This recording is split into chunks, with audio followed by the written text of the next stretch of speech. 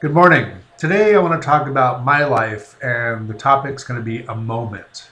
Yesterday I had a moment, which I want to share with everyone and myself. This is my life, myself, before I completely lose my mind.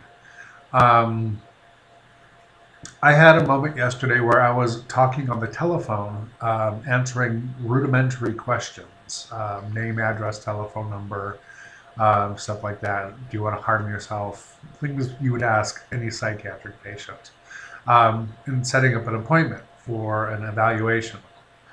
And this has happened to me now three times recently. And it's becoming a trend which is disturbing.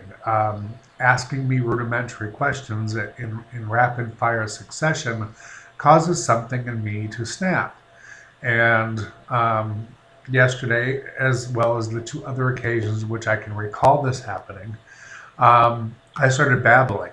Um, the question was, what's your street address? Just the number of the street. In other words, what house number do you live at?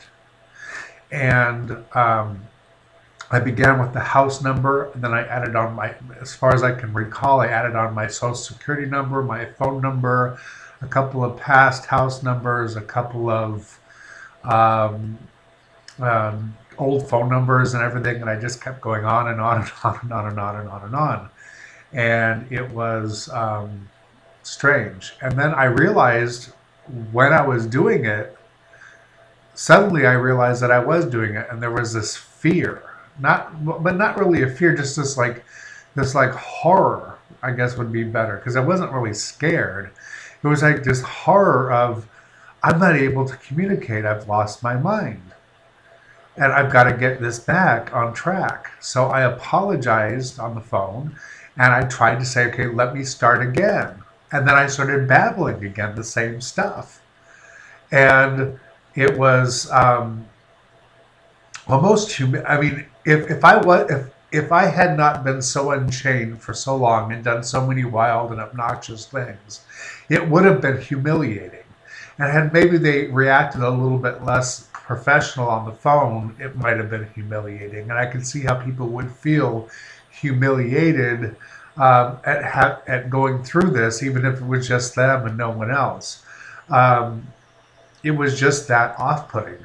And finally, on the third attempt, I got control of my mind again, and I was able to say, okay, please give me a second. I can answer this question. I know this sounds really strange. I don't know what's happening.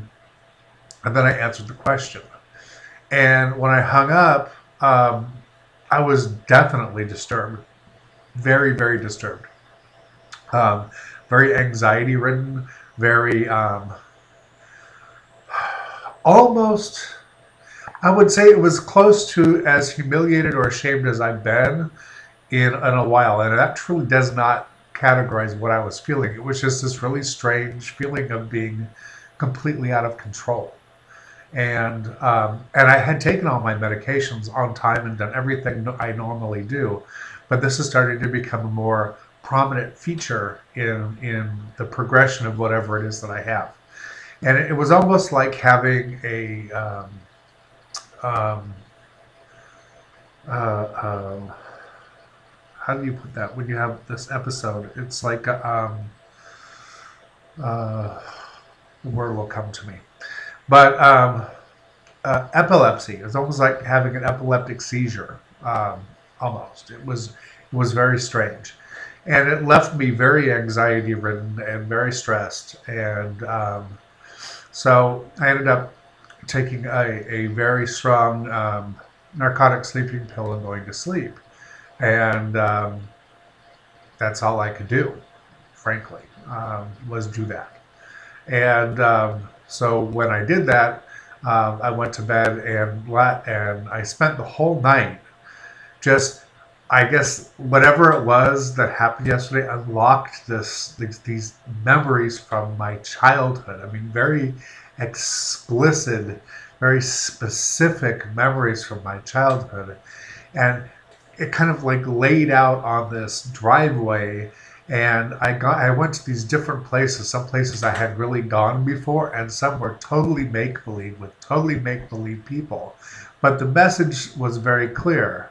I was a nasty little hypersexual, entitled, um, vindictive child, and I needed to deal with that face to face.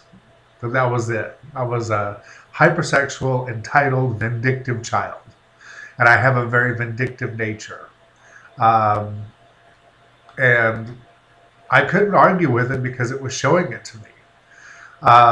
So I just had to accept it and then learn to deal with it, love myself, forgive myself, and move on. And that was hard, and it took 16 hours of sleep to get there. Um, so it wasn't like cute. It wasn't like a cute process. It was a very restful sleep, but it was also a very busy sleep. And so for anybody that goes through these, self-therapeutic things, it was beneficial, truly beneficial, I have to say. Um, Yesterday, I realized because I've been out searching for help, um, for some therapy, because I have been sitting without therapy, just spending oodles of money on medication, staying sick and getting sicker. And I wanted some therapy, so I've been reaching out, and that's been a very long, frustrating process because we don't have a lot of services where I live, and the services that we do have are completely dysfunctional. Obviously, or would it take 2 weeks and several dozen phone calls from several different people just to get an appointment, which I still don't know how much it's going to cost. So that's very frustrating.